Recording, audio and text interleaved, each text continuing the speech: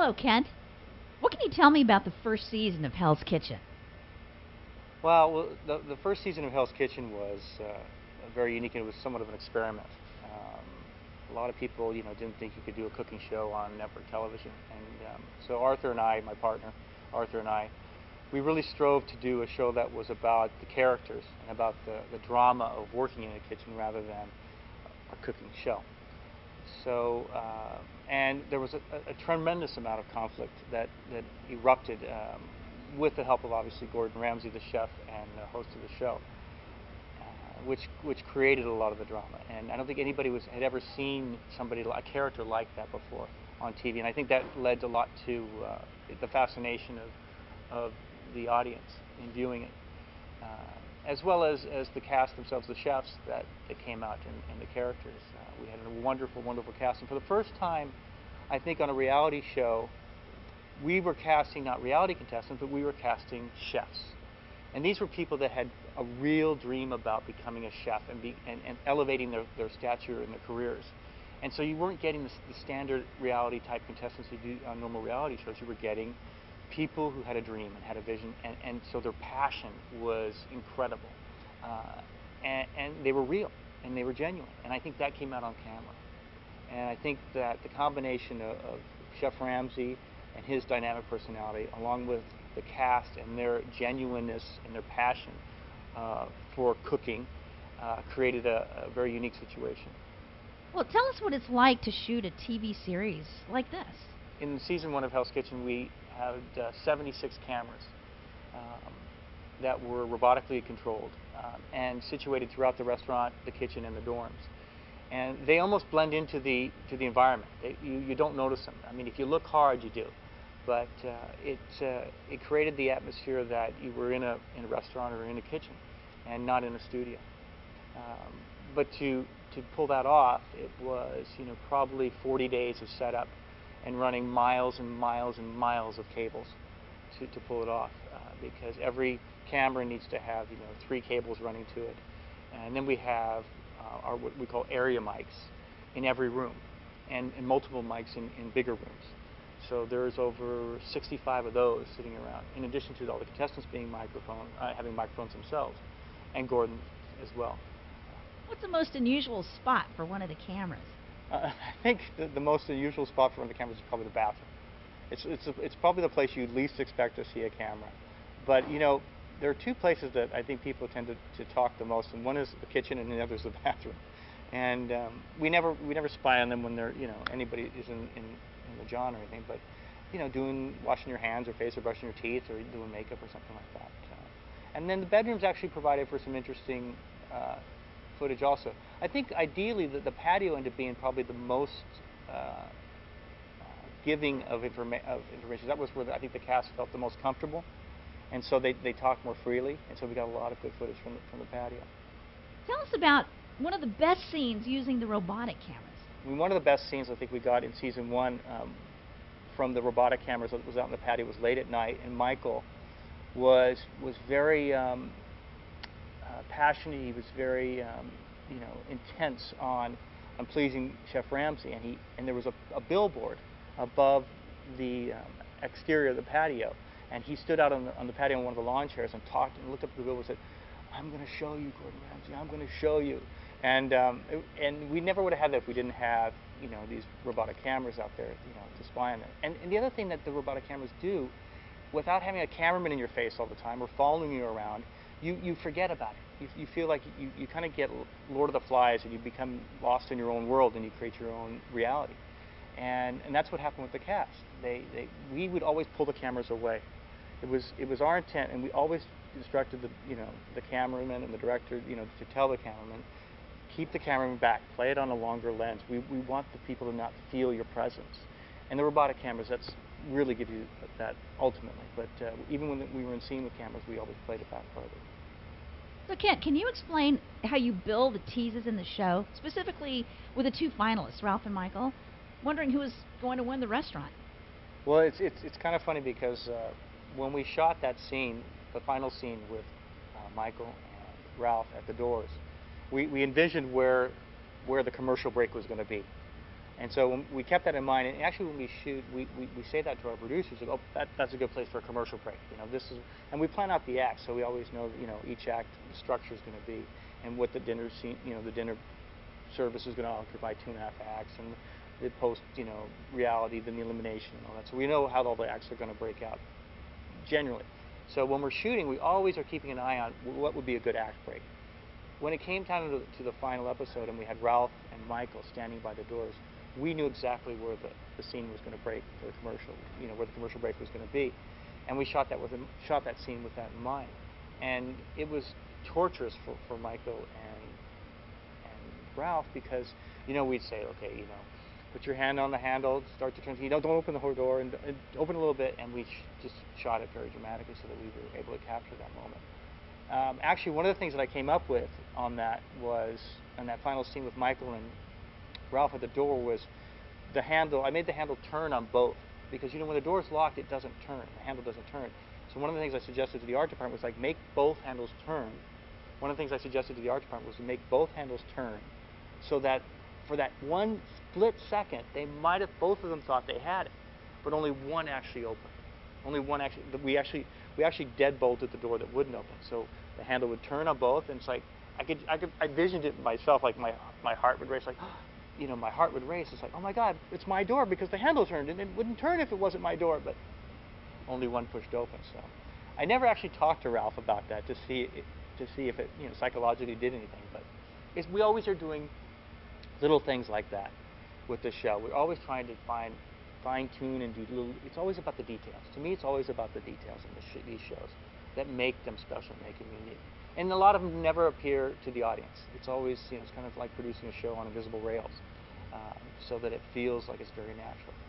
But they're minor little things, but there's hundreds and hundreds of those that we instill in every show. Are there any other little secret things that you've done? When we plan out the challenges, I prototype all the challenges with Chef Ramsey and with our challenge producer. And we're always fine-tuning things, like on how to do certain things, where to position it so that we get the most drama. Even as far as the order, when we do the elimination when we announce the best of the worst, during elimination ceremony, one of the things that we do is we pick the order that people stand in. It's very important, because if we know that Elsie's going to nominate so and so and so and so, we will tend to have, and it's a surprise, we'll have that person right next to him, so that you're going to get a look of like, what? We do that. We think about this. It's not, it doesn't just happen. We really think about everything that we do. And in the show, it's if you watched it from that point of view, I mean, I could watch the show and actually just do commentary. Oh, this is what we were thinking when we did this scene, and this is what we were thinking when we were doing it. It's like the director's cut on films, when you watch films. It would be fun. It would be actually a fun experiment to do on this, is to actually watch it down and like do your commentary. I was also very involved with the direction of the show and overseeing the direction. I'm a director. My background's directing, and I'm a very big look guy. So when it came to lighting and composition of shots and how everything looked, I was very, very involved and oversaw all of that. And it was very important to me that the look was very rich and warm and special, and it didn't look bright and like a game show, obviously. During one of the episodes, I noticed that the lights went off. Is that on purpose? I mean, were there any other technical snafus? It's funny. One of the episodes, the lights went off, and a lot of people asked us if we did it on purpose. And as good an idea as that it is, no, we didn't. We actually lost power in the kitchen for a couple of minutes, and the lights went out. What was brilliant is that it did create a moment on the show, and Chef Ramsey was like, well, if it's a real restaurant, what do? You're not going to stop cooking for the customers, right? So keep cooking, keep going. And it was another example of how it's a real restaurant, and it's not a TV show. It's a real experience, and it's genuine for these people. We also turned off the air conditioning during one dinner service as punishment for one of the teams. Can you tell me how they got there and if they melted? There was one episode where we did turn off the air conditioning in one of the kitchens, and everything we do is with a purpose. Everything Gordon does is with a purpose. And when we turned off the air conditioning in the kitchen, it wasn't because we were just trying to be mean. It was actually, that happens in real restaurants. I mean, Gordon, in one of his first restaurants, that happened to him, where they lost air and they had to cook with no air conditioning, and it was hotter than hell. He said, well, you have to be able to experience every kind of situation that can happen when you're working. And so everything happens with a purpose. So turning the air conditioner off was, it can happen, and you have to be able to react to it. You have to be able to keep cooking. You can't just say, oh, it's too hot, and I'm going to go home and wait till the air comes back on. And so that's why we did that.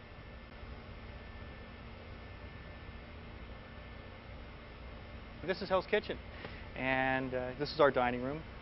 In the dining room, there are probably 12 to 14 cameras. So if you look around, you really can't see that. But if you take a closer look, you'll notice on these pillars, on the beams here, next to one of the lights, there's a little camera. And that's a robotic camera that's controlled by operators in our control room. And that can shoot any of the tables in proximity, and we can cover and basically snoop on diners and see about their experience and if they're having a good time or a bad time. So come here, follow me. The dining room seats about 100 people, and it's filled to capacity every night because there's dinner service, and we basically split it between a red side and a blue side. So if you'll notice, there's red charger plates and blue charger plates. Half the dining room is red and half the dining room is blue to accommodate each kitchen. The red team, which is the women, cooks for the red side, and the blue team, which is the men, cooks for the blue side. Okay? Here's one of the cameras I was referring to. So we take great care in painting the frame of the camera so that it's as indiscreet as possible. Is it indiscreet as possible? As discreet as possible. So we take very good care in making sure that the cameras are very well hidden and you don't hardly see them. And they basically go away. They disappear when you're not looking at them. So there are 12 of these actually around in this room. One of the things we also do is, if you look here, this is the air conditioning for the whole restaurant comes through here, underneath these panels, and is fed through all the air conditioning ducts up here. So all the air conditioning is fed through these beams into the room, which is nothing to do with the television show, other than it's nice for the dining experience and that you don't have air conditioning ducts hanging down. These are all our booths, and in the background you can see the kitchens. The red kitchen is for the women, and in that kitchen there are 8 cameras on each side. In the hoods, the silver metal hoods that are over the center aisles, there's 4 in each one of those. They're the gray covered. You could probably go in and get insert shots if you want to. In the kitchen, each kitchen above the hoods are 4 robotic cameras, in addition to another 4 that are circling the kitchen that shoot all the action that happens with the chefs during dinner service and prep and stuff. Also, you can see on each side there's mirrors. See those mirrors? Behind those mirrors, those are two-way glass. We have camera wells, and I'll take you in there and show you that, where our cameramen shoot all the dinner service, and that's where we get all our footage. This is why the cast never feels our presence, because we're hidden behind the walls. We're kind of like the Truman Show. If I can say that without running out of breath. We're kind of like the Truman Show. The cast never feels our presence. We're always hidden behind walls, or we're spying on them with robotic cameras. So that's why they're able to act freely and not get caught up in the TV show. Let's go through one of the wells. Okay, we're going behind the scenes now. You see, the cast doesn't know we're in here, right? So this is how we film them when they're in there doing prep or during dinner service. And in addition, you can see those robotic cameras you can shoot through the glass up on the hoods. See the little, all those up on the hoods. There's also one right here, and then there's one over the center pass. That's how we cover our cast without them feeling our presence.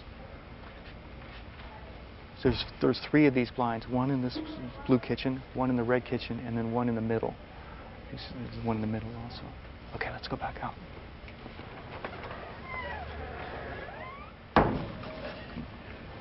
This is one of the confessional rooms.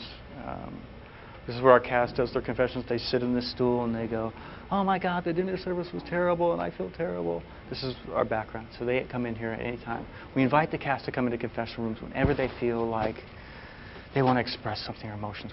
This is the room how we do our interviews.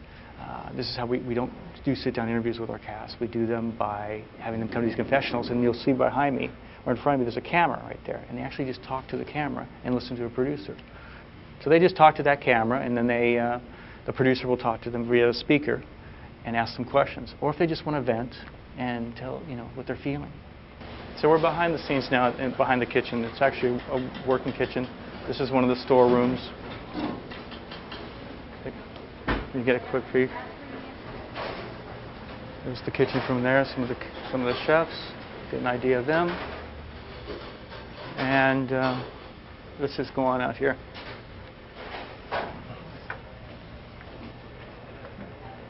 Watch your step. Watch your step. Okay, we're gonna go into the control room now, and I'll show you the behind the scenes of the inner working and how we cover everything and shoot it all. Okay, we're about to go into the control room now. This is where it all happens, where all our producers work, all our technicians work, and this is our kind of the Oz or the Wizard of Oz or the Truman Show control room. We'll start with the audio first. This is the audio room. We have 2 multi-track boards that have all the contestants' audio. Every contestant's microphone's on 24 hours a day. Basically, we have the blue kitchen on one side and the red kitchen. So he is basically writing the audio for all the blue kitchen, while the other control deck does the red kitchen.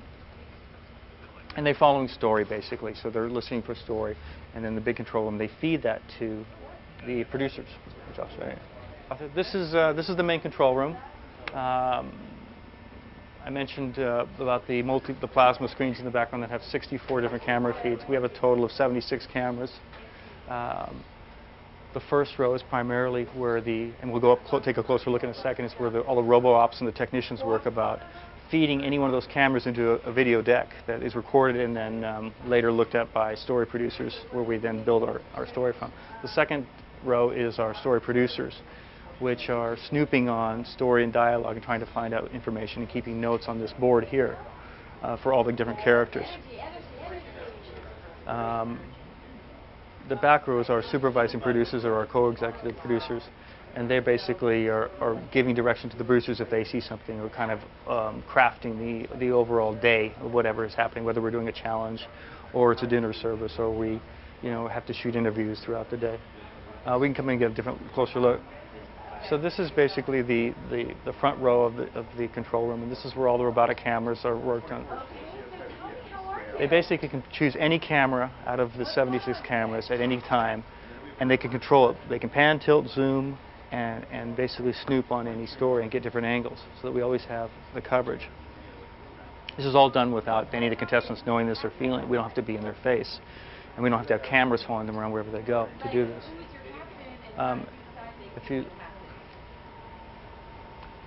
So it may be a little hard to see, but basically every camera that we have is on that wall. They're all color-coded, and they all have a description of whether it's the kitchen hood, or it's the bedrooms, or it's the storeroom, or it's the dining room. One of the things you'll notice in the control room, which is somewhat interesting, is it's very quiet in here. You would expect it to be very noisy, because when you listen to the show, it's very loud, and there's Gordon's yelling, and the contestants are yelling, but all that's done by headphones. Everybody wears headphones and monitors different contestants, monitors Gordon. They can listen to whatever they want to, and all that stuff is fed, that information, to the producers back on that wall, where they then basically build our story for each episode. So.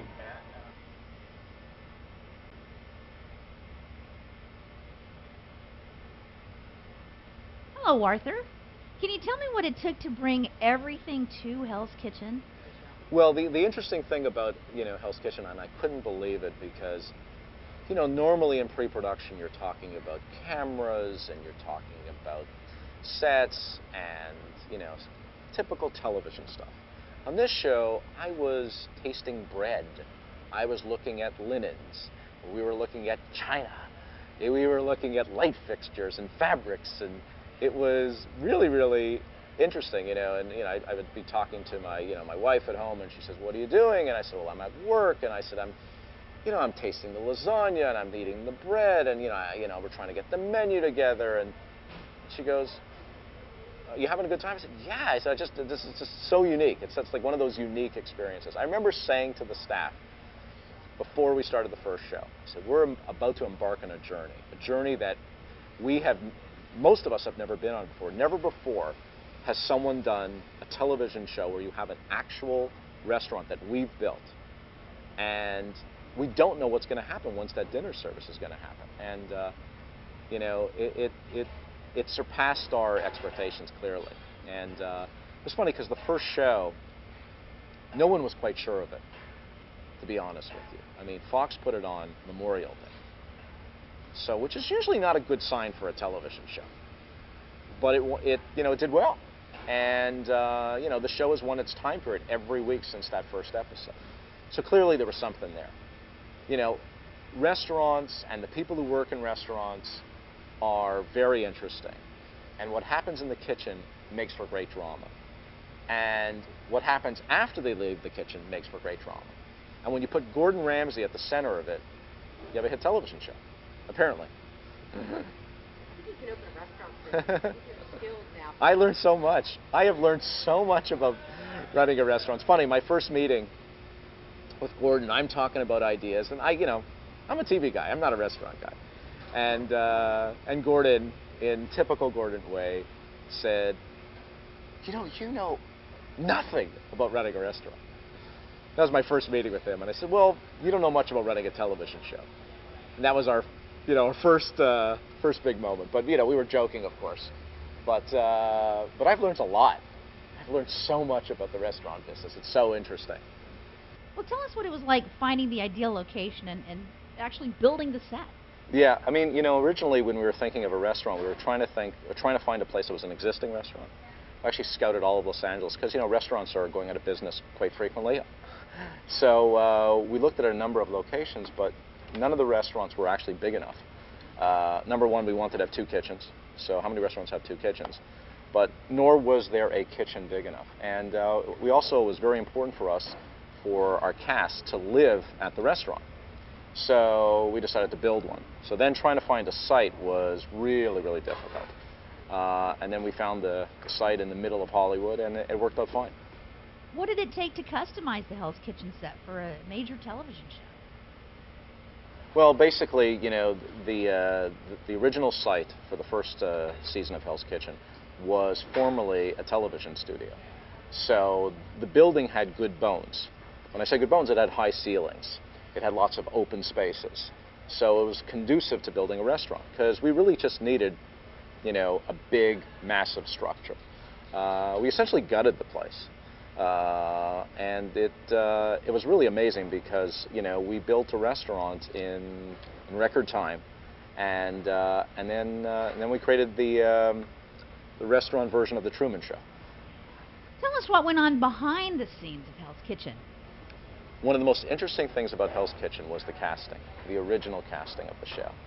Because what we found out is that the people who came out for Hell's Kitchen weren't your typical reality show contestants.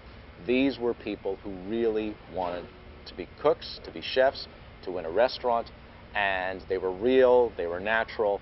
They also didn't look like normal reality show contestants. No offense to our characters, but they weren't the actor wannabes. They weren't the the personal trainers and the models and people like that. These were real working cooks, real working chefs, real working restaurateurs. So we really had a very natural group of people. They weren't performing. They really wanted, their goal in life wasn't to be a television star. The goal was to be a top chef. And I think that provided a very interesting environment. And I think one of the things that makes Hell's Kitchen work is that the cast is real and their goals are real. And because who else could stand in a kitchen and get yelled at by Gordon Ramsay and face all that pressure? Unless someone who really, really wants it.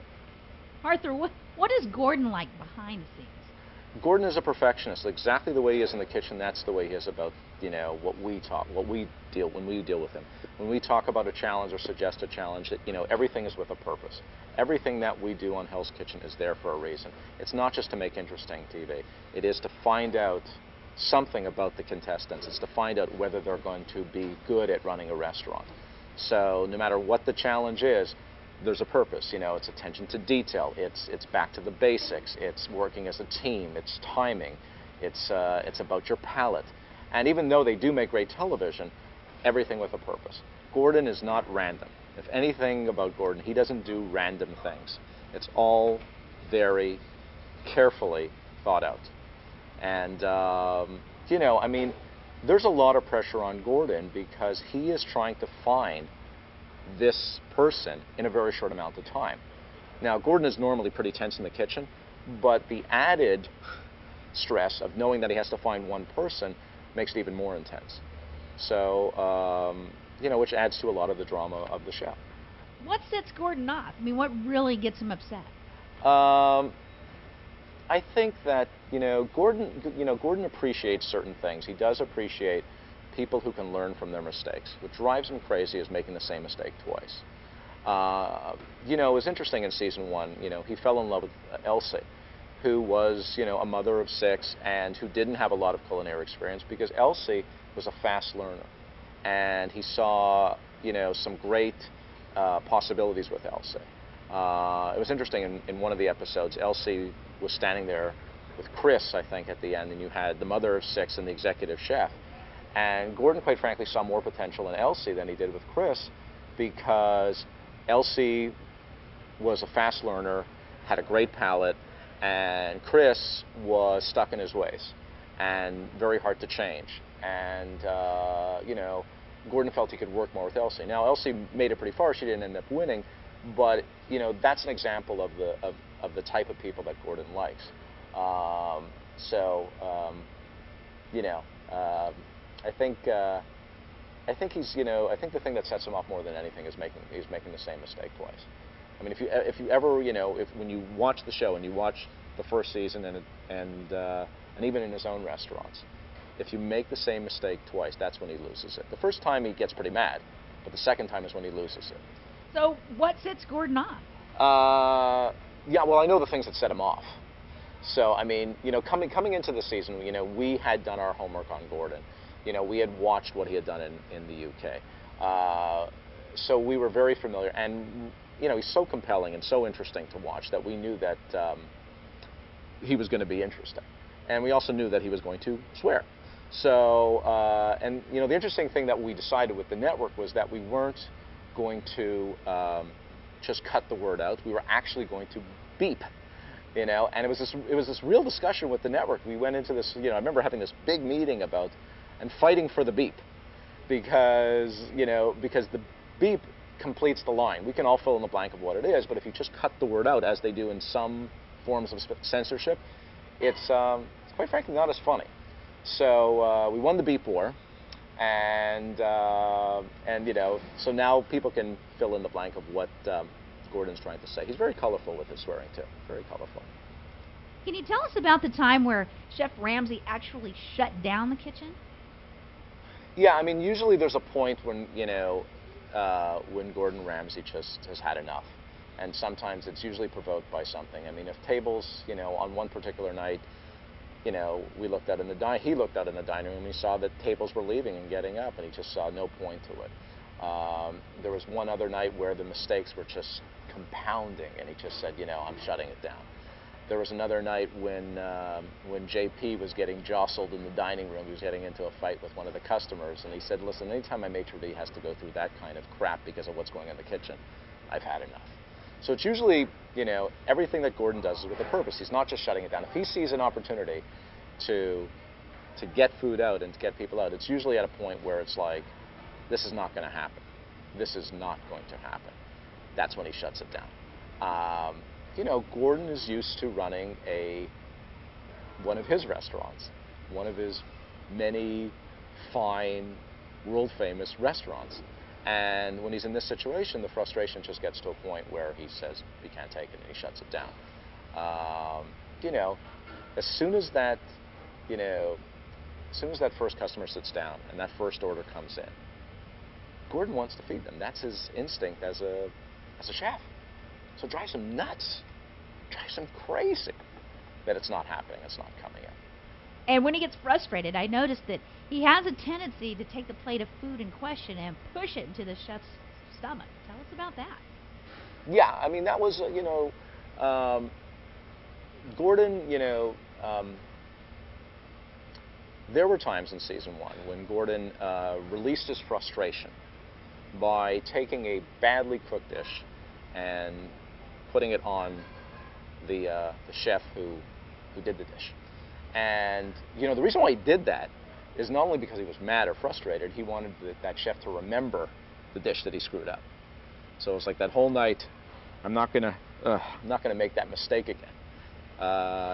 Chris got it, Jimmy got it, I'm trying to remember who else, but it was like, okay, you cooked it, you wear it, you'll remember it.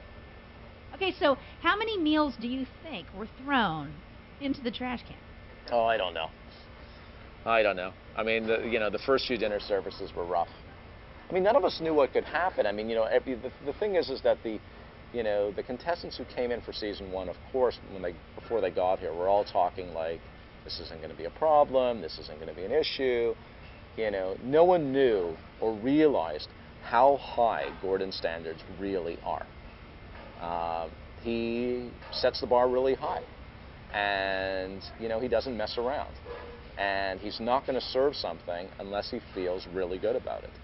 So yeah, it was quite shocking. It was quite shocking for us because we thought after maybe a couple episodes they were going to get the hang of it, but they didn't get the hang of it for a few more. But finally, in the end, it was so great when towards the end of the series when they were finally getting it, and Gordon was proud. Gordon was really happy, and a Gordon Ramsay compliment is very rare, and when you get it, it's phenomenal, and they feel it.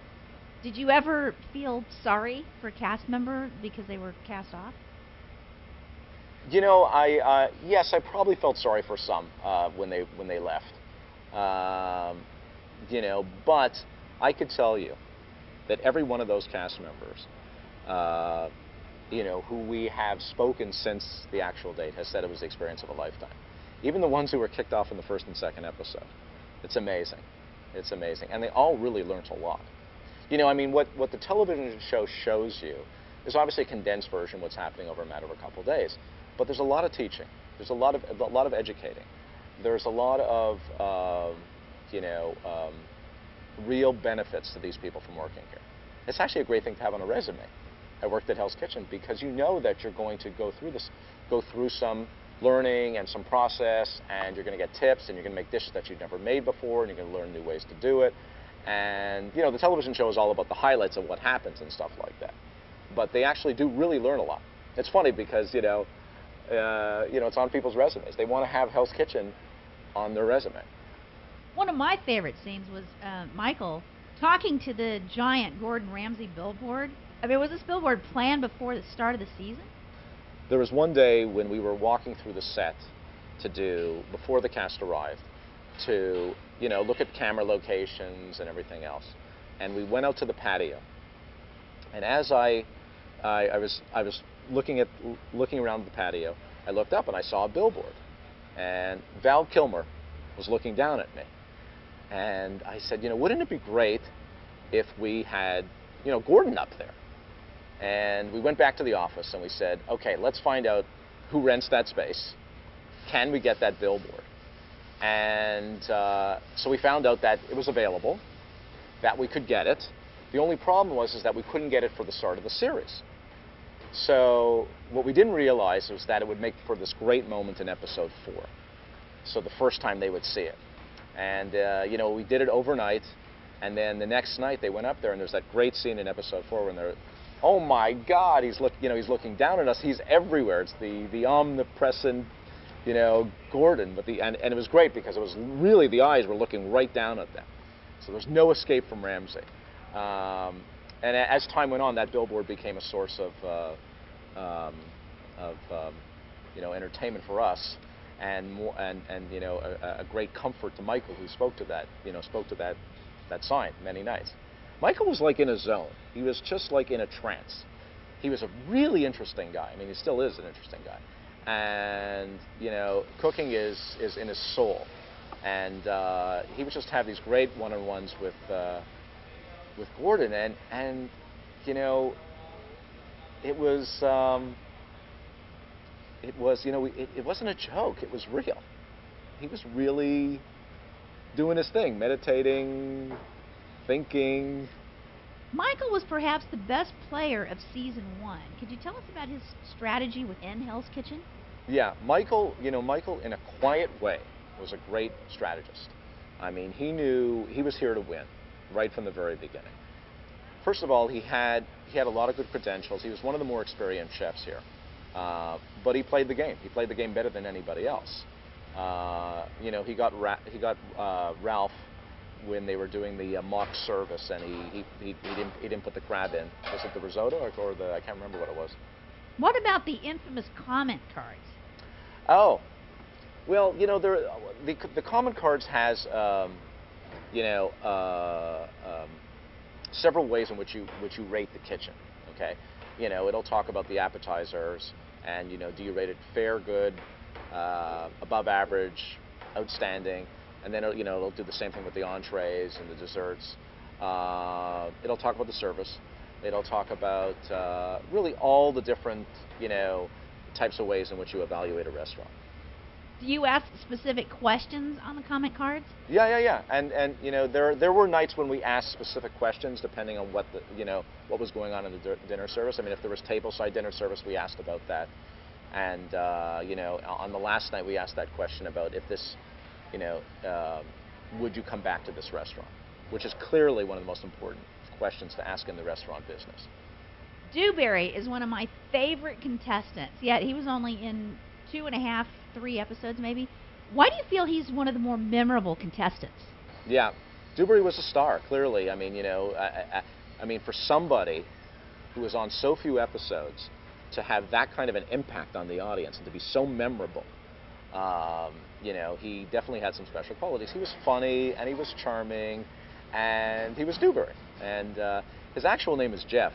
Here's a funny behind-the-scenes story. I mean, when we started the season, you never want to have two characters, obviously, who have the same name. There was Jeff Lepoff, and there was Jeff Dewberry.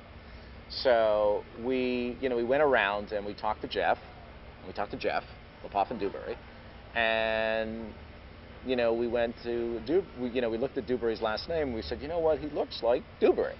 And we said, is it okay if we call you Dewberry? And he said, yeah, fine, no problem. And of course, you have that great first scene when Gordon meets him in Signature Dish, and Gordon goes, Dewberry? And no, it's Dewberry, And but Dewberry just had some great reactions, and he was emotional, and he had a special bond with Elsie, which was kind of interesting. And then Elsie put him up for elimination, and whatever. And that was that's when you knew the game was on at Hell's Kitchen. What about Elsie?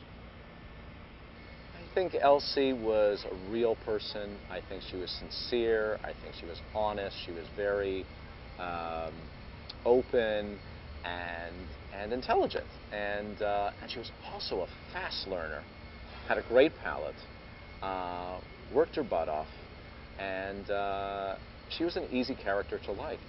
I'll never forget when she got eliminated, and I went on the Fox chat room, and there was like 25,000 emails about Elsie's departure and how upset people were.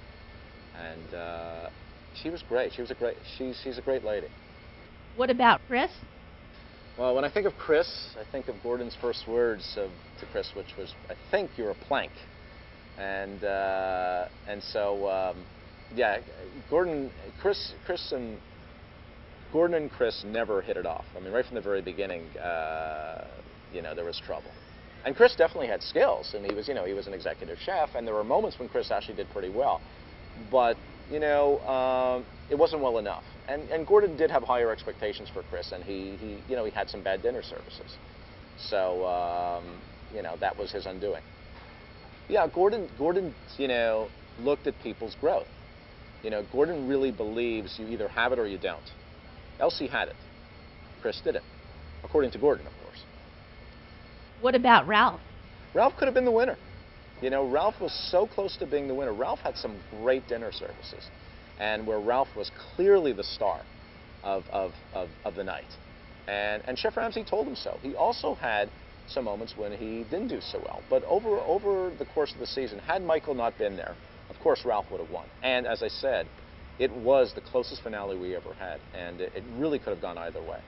Now, Andrew was an interesting guy. I know that he really butt heads with everyone. So tell me a bit about his personality and why he butt heads with Chef Ramsay. Well, Andrew definitely had confidence. He definitely had confidence. But I admire Andrew because he did hang in there, and he really got a lot of crap from Gordon. Deserved, but nonetheless, he stood in there, and he worked really, really hard. And he deserved to go when he did, but it said a lot about Andrew when he came back for the finale, and he came with a great attitude. He supported Ralph, and then when he injured himself, he went to the hospital, and all he cared about was coming back and helping Ralph. So that said a lot about Andrew. I think, you know, people should remember that about Andrew. How about the headhunter, Jessica? She made it pretty far, number 3. Jessica did really well. I mean, Jessica, people have to remember that she was not a cook. She was not a chef. She was a headhunter. She, you know, she found people for jobs. Cooking was a pastime for her, was a passion for her, but it wasn't her career. So when you consider that, Jessica did really, really well. You know, she had some high moments and some lows as well. And her and Gordon got into it pretty good, you know, because Jessica is one of those people who does wear her emotions on her sleeve, and so when Gordon would say something, he often got a reaction that he didn't like. Sometimes her hands were in the air, sometimes she was shaking her head, sometimes she was talking under her breath, because she just couldn't hold herself back. But Jessica had a phenomenal ride. I mean, she really went far. Tell us about Jeff quitting and storming off. Well, you know, Gordon was disappointed in Jeff, and not just that service that happened, and that, you know, what happened in the third dinner service was really the culmination of what had happened in previous services. The first service he was a waiter, so it really was more the second dinner service where he took some heat from Gordon. But in the third service, he was a disaster, and Gordon rode him pretty good. And you know, Gordon, you know, tests everybody. He wants to see if they're going to run. And I'll never forget, there was this great line where Gordon says to him, he goes, "Are you going to run? Are you going to quit?" And he goes, "Oh, I'm not a quitter." And Gordon says, "You're not a chef either." And that was pretty tough. That was pretty tough. And you know, I mean, the thing is that if you're making mistakes, and then Gordon's on you, sometimes you make more mistakes. And the ones who can recover are the ones that Gordon is impressed with. I mean, if you can come back, it'll impress him. He wants to see if they come back. He wants to see if they fight back.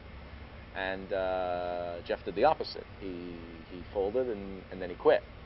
So it was pretty shocking. I mean, we have never had anybody since that time quit in the middle of dinner service. Now, Gordon has thrown people out of the dinner service, and we've had injuries that have taken people out of the dinner service, but Jeff is still the only person who have actually quit. Dewberry tried to quit in the second episode, but his group, his team, you know, asked him to come back, and he did. So Jeff is still the only person who quit. I love the way that you intercut every winner reward with the loser's punishment. Can you tell us a bit more about that and the strategy with that? Yeah, we call, you know, the classic meanwhile. You know, while they're having a great time, they're suffering. And, you know, I think that's also a place where we saw you know, how charming Gordon can be. You know, I mean, Gordon is one of the most charming individuals, charismatic individuals you could ever meet. And when he went out on the reward, he was, you know, very genuine and, you know, very Gordon. That's as much Gordon as he is in the kitchen. So it was a great opportunity. But for the ones who didn't win, I mean, they paid the price. I mean, the punishments were miserable. But they call it Hell's Kitchen for a reason. So. How did you come up with the title Hell's Kitchen and the theme song? The title of Hell's Kitchen was the title in the UK show, although the UK show was completely different. You know, we watched the UK show, and it was good for the UK, and we thought that there was a better version that could be done for America. The UK version had celebrities. It was done over 17 days. It was a completely different show. As far as the theme of the show, you know, we listened to you know, all kinds of things, you know, songs that had heat in it and fire in it and hell in it, and nothing hit us better than the Ohio Players' classic "Fire." And it really, it's, you know, it's a fun show. It's you know, it's a fun theme song that we feel, you know, has the spirit of the show. What about the complaining customers and their reactions to not being served in a timely fashion? Well, you know, what happens when you don't get food? You start drinking, and so your meal becomes wine and bread. And when people are angry and they're drinking a lot of wine, they have a tendency to do things that they shouldn't do. And that's what happened. You know, somebody entered, you know, the place where you don't go, which is right at the pass where Gordon is, and wanted to have a discussion with him. And Gordon was already worked up because things weren't going well in the kitchen, so their timing wasn't good either. Where do the customers come from? You know, a lot of people ask, where do the customers come from? The customers are people who want to go out to a restaurant experience. Basically, we put stuff on the internet. There's actually a team of people who work on reservations, and it runs like a real restaurant. And it's members of the public. It's funny because we are in LA. You know, there are a lot of Hollywood types who want a table here. And it's hard to get a table here. You know, people want to come down and see it and stuff like that. But you know, they're real people. They phone, they try and get on the reservation list, and it books up pretty quick in spite of, you know, our less than great services at the beginning of the series. So the one time they ordered pizza that was delivered on set, it really upset Chef Ramsay. People, you know, people are funny, and people will do, you know, it's amazing what people will do when they're hungry. It's amazing what you know, what they'll go through, you know. You know, some people just take it to another level. You know, ordering the pizza was something we never expected, but hey, whatever happens in Hell's Kitchen, you know, that's the great thing about Hell's Kitchen. We go, every dinner service is like doing a live sporting event. We sit in that control room, and we have no idea what's about to happen. We don't, you know, sometimes somebody emerges, sometimes disappoints. There's so many stories that are going on. You know, each chef is a story. Gordon's a story.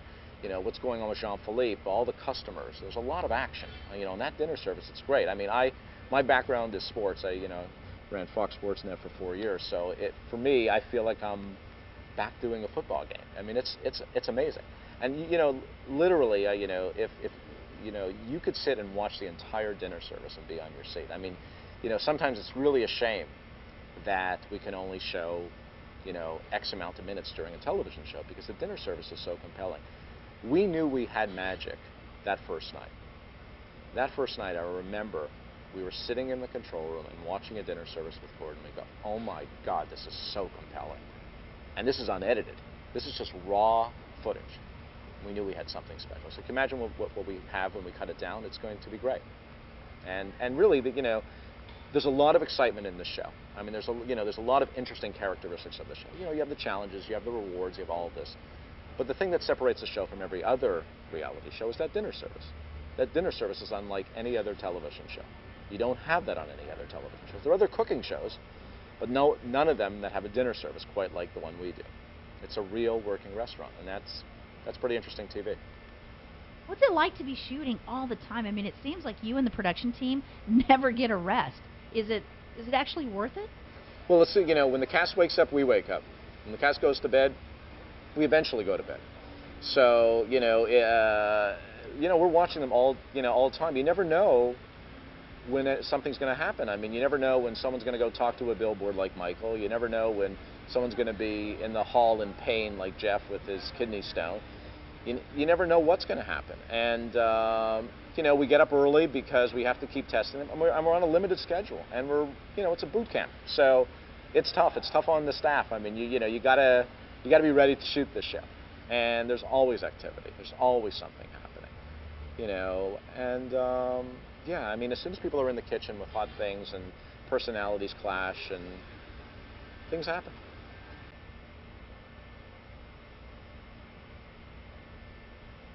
Hello, John. Can you tell us a little bit about the Hell's Kitchen set? Where do we begin? Well, I don't even like calling this a set because it's not really built like a set. It's built like a real building is. And so the challenge starts with finding a location that we can actually use because we need to connect to the city sewers, we need gas supplies, we need electrical, we need water, we need things that, when you see a kitchen scene in a soap opera and an actor turns on a faucet, well, that's from the garden hose going into a bucket underneath the sink. We can't do that. We've got a continuously working kitchen that is pumping out millions of BTUs of heat that needs to be ventilated, needs to be conditioned. The technical aspects of it just they're like any real building. Can you tell us about the special circumstances of designing for a reality cooking show like this? The kitchen, we have 3 camera aisles, and they divide the two kitchens in half and border the 2 outside sides of the kitchen. And that's so we can get right up on all of the action, right in front of a chef, stand literally 2 feet in front of their face, and they can't tell you're there, and you can shoot every detail of what they're doing. And again, it changes the way you design a restaurant versus, in real life versus for television. And what we try to do is put in all those camera hides in ways that are not obvious. So the mirror stretches the full length of the room. It goes from the top of the counter to the ceiling so that it looks like a backsplash at your house rather than, hello, here's a camera port, look at me while I shoot you. And what makes, I think, this show successful is that most of this cast will never, ever realize that they're being shot because of the way we hide our cameras. And that's how we get people really in the element. I know that creating the set for season 1 was a mammoth project. Can you give us any numbers? I mean, how long did it take to make the set? How many truckloads of lumber? How many people worked on building the set? Wow. Where do I begin? Almost endless, 6-week endeavor. It takes us basically 6 weeks from the first piece that we bring in till camera roll to get this thing together. And I have to divide this down into several different crews to get it done. I have a real general contractor that builds the entire kitchen end of the restaurant because we need somebody who knows the city codes, who builds the thing, to last and function properly.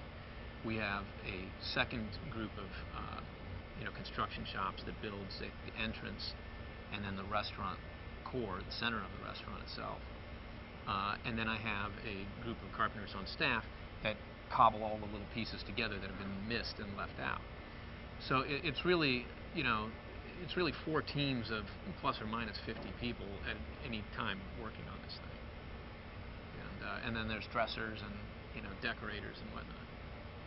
And tell us about the crews working through the night. To get these remodels done in a 2-day time span, we really have a crew working around the clock. I don't know whether it's 56 hours, but more or less we're here almost 24 hours a day, really since the show starts. But in those hours, the concentration is so intense to get everything out that needs to be removed, to get the new stuff in. You're finishing it in place. You can't pre-build and bring it in. You literally have to build it on site. And when we get down to opening that restaurant on that finale night, the glue is still wet under the wallpaper. I mean, it's that close that we finish it. And I mean, I remember stapling fabric on the back of the front pass counter, literally as we were letting the first patrons in. Can you compare this set to another TV set? It's like no other set. It's like no other set in television or in features, because it is real. And although we take liberties knowing that it's only here for 6 weeks, the finishes are all oak. The tile is all glass. The stainless steel is real stainless steel. The kitchen equipment is what you'll find in the finest restaurants in the country. There's nothing fake about it. When you go to a movie set, when you go to a TV set, they're this thin. There's nothing beyond the wall. Here, there's built like a real building. So are you proud of this set? In 15 years or so of designing for television, there isn't a show that I am more proud of doing. This is not only the most challenging, but it's also really the most well done piece of television out there, I think, in terms of design. It just doesn't compare to what other shows have to or require.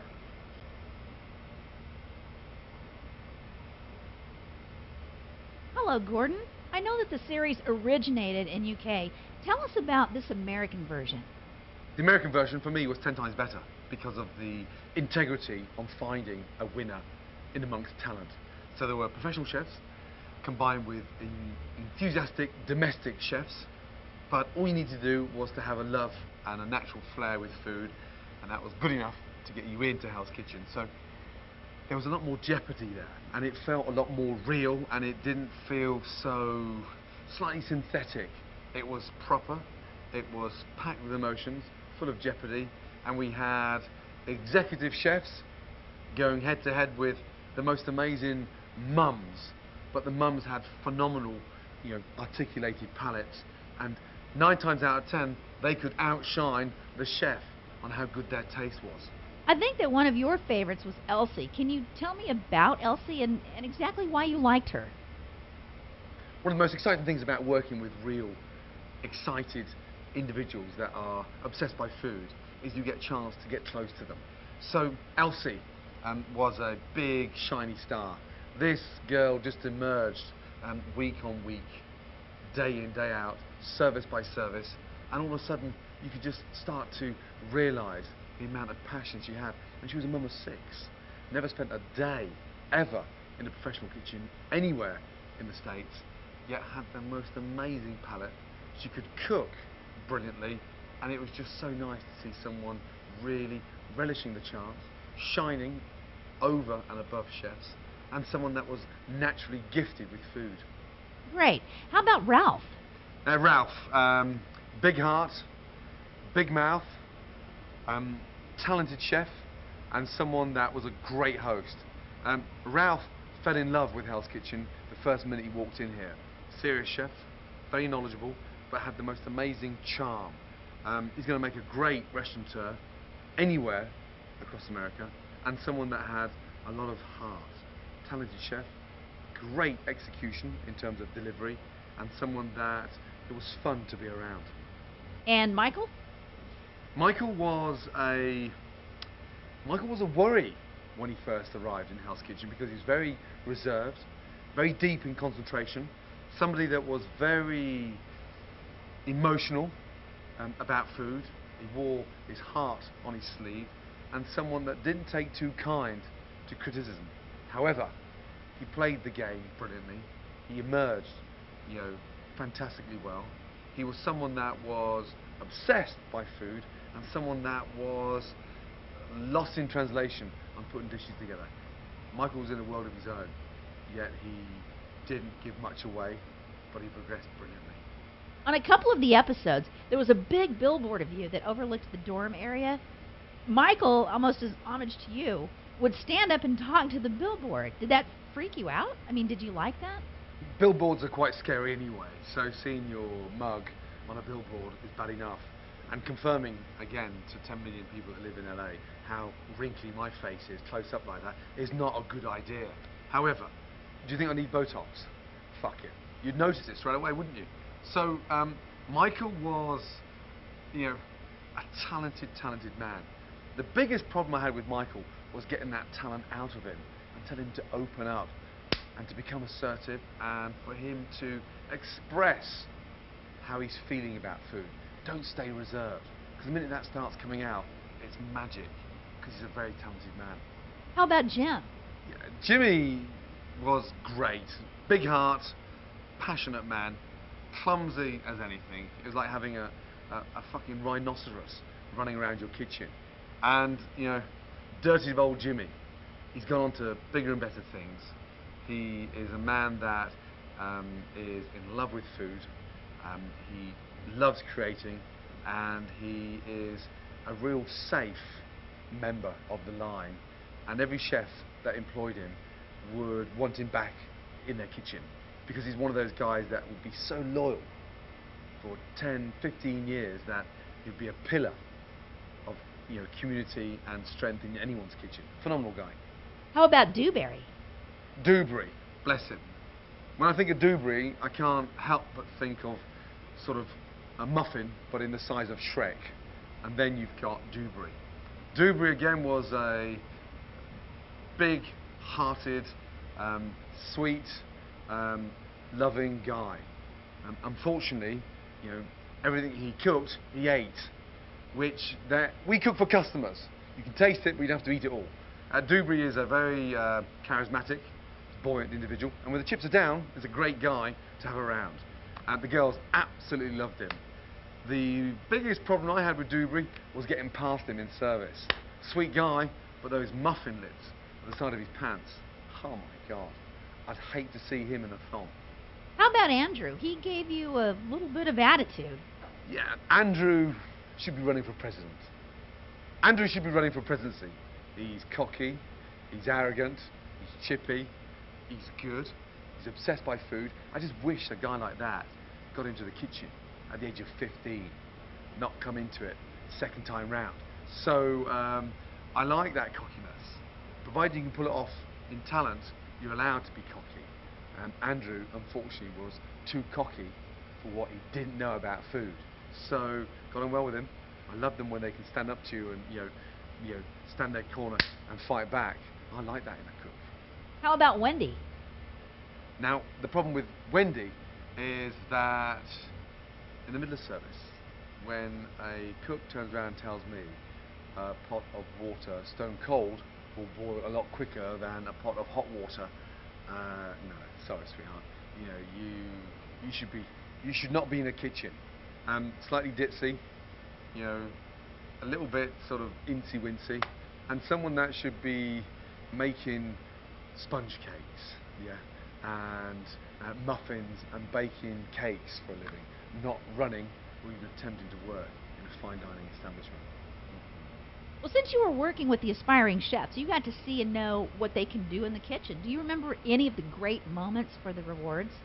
When you're in the situation that we are in Hell's Kitchen, we spend more time together than we do with our families.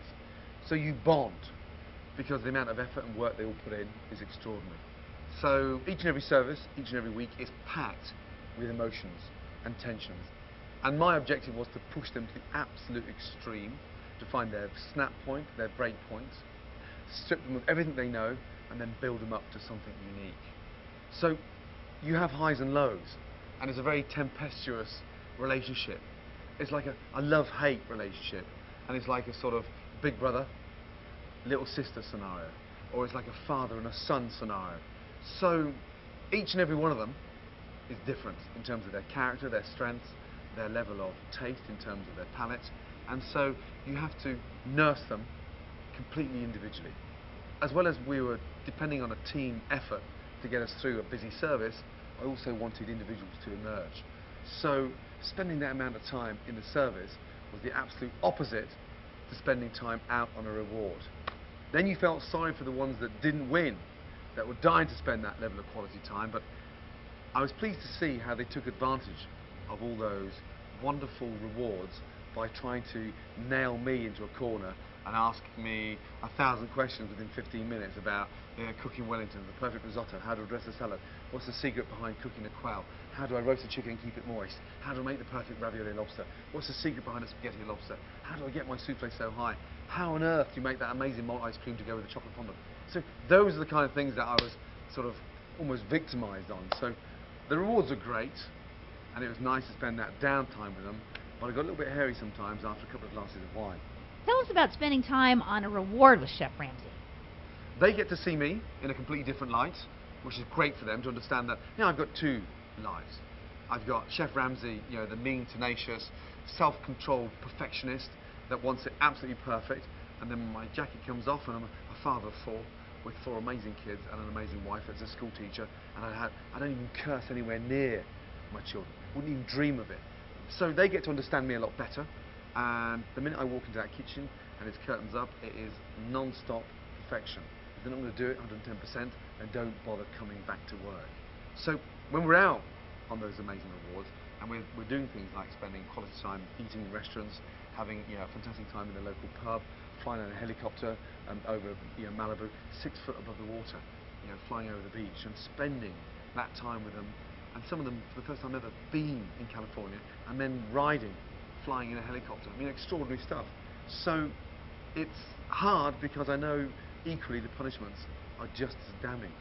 From cleaning out the dorms, to relaying the restaurant, to polishing the glasses, to scrubbing the stoves, to cleaning out all their bathrooms and changing the beds, and then the other half are in a spa having the most amazing facial or massage, and God, extraordinary. What is your favorite curse word? My favourite curse word? Fuck knows. I don't really have a favourite, whether it's muppet, knobhead, tosser, dickhead, fucking prick, donut, wanker. Fuck it. I don't really have a favourite. It's very hard. And I don't mean to curse. It's the donkeys I have to work with that make me curse, which is hard from a chef's point of view. But you know, what am I going to say? Please be so kind to pass me the striped bass. The customer's only paying $100 a head, and don't worry, they've sent it back 3 times, and it's not quite seasoned. Finish your cigarette, run back in and cook the bass. Fuck off, will you? It's a kitchen, not a hairdressing salon. We don't buff nails or inject Botox. We cook, and it's live. There's no script. And the first thing I told Fox when we, agreed to do Hell's Kitchen was, don't even dare ask me to look at an auto cue. Don't give me a cue card, and don't dare ever ask me to stop in the middle of service because you want me to go and do a piece to camera. Fuck yourself. Sorry. Fuck yourself, and fuck you, and fuck you, and fuck you, and fuck you, and fuck you as well. Sorry. Chefs shouldn't do auto cue. It's got to be something that's natural, and it's got to be something that is incredibly, honest. Because it's like the ingredients. They come in with all that honesty, integrity, and it's got that chance to become something magical. Unless you can bond, personally, I can give you and your crew a list of ingredients exactly the same for 10 of you. I can guarantee there'll be 10 different soups coming out, but you all start off with the same ingredient because of the amount of insight and how you feel for what you've got given. And that's what food is all about. We know a couple of times where customers would approach the hot plate inquiring about their food. Why did you say send the ladies back to plastic surgery to 2 ladies who approached the hot plate? You know what? In this kitchen, it's very hot in there. And with all that Botox, I'll get blamed if they start melting at the hot plate. So rather than sit there watching them as if they're, a cast for Face Off and they're melting in front of me, it's best they return to their seats. Secondly, there's nothing worse when you're trying to cook. You're feeling for the ingredients and you see this big, huge, ginormous plastic pair of tits on your hot plate. Not nice. If they're real and stunning, hey, great news. But when they're plastic and $3,500 per nipple, nah. I'm a chef. I keep it real. I need real ingredients, not fucking silicone. When it came down to the end of season 1, it was down to 2 guys. Can you give us some more insight to that big finale? The finale's tough. I mean, that's the night where you don't want to see anyone lose. They're highly strung, incredibly emotional. They're very, very nervous. They go through that sort of high level of concentrate in service. They then have to depend on their fellow cast members to support them through the biggest night of their entire careers. It's a phenomenal service. No one does badly. They get a chance to design their own restaurants, their own spec, and then wherever they're from will fly in customers from their hometown and customers from Michael's hometown, and the dining room's full of their locals, so they're cooking to their perfect audience. And the night goes through so quickly. But then it's painful when you have to tell one of them to walk through the door. And it's really, it's incredible because there's that moment where they've both got their hands on the handle, they're shaking like mad, they're nervous as anything, and they're about to sort of either open the door to their dream or stand there, and you can just feel the level of anxiety. So the finale is extraordinary, and the level of design, work that goes into making those restaurants look so special is amazing. I mean, it's hard to believe it's a set. It's better than a set. It's a unique restaurant, and it shows because the restaurants ooze their individuality. You can see Michael in there, and you can feel Ralph in there, and then you see their food, and it's completely tailor-made around them. So it's a perfect chance for them, and a phenomenal experience to have that kind of experience under your belt before they go out into the big bad world and try it on their own. Which chefs influence you the most? Here, I've been very lucky to travel across America, and chance to meet Thomas Geller from the Napa Valley, to Daniel Boulou, to Alain Ducasse, to John George von Gersten, to Eric Ripley at the Bernardin. I mean, there's the most amazing talent across the States now in terms of kitchen. Charlie Trotter's in Chicago. So you walk down Parks here in LA. Every time I'm off, I'm in their restaurants eating as if I'm back in Paris again where I trained and got my ass kicked. So there's just as much to learn in a bad restaurant than there is in a good restaurant, because you can learn how not to cook on the back of a bad experience.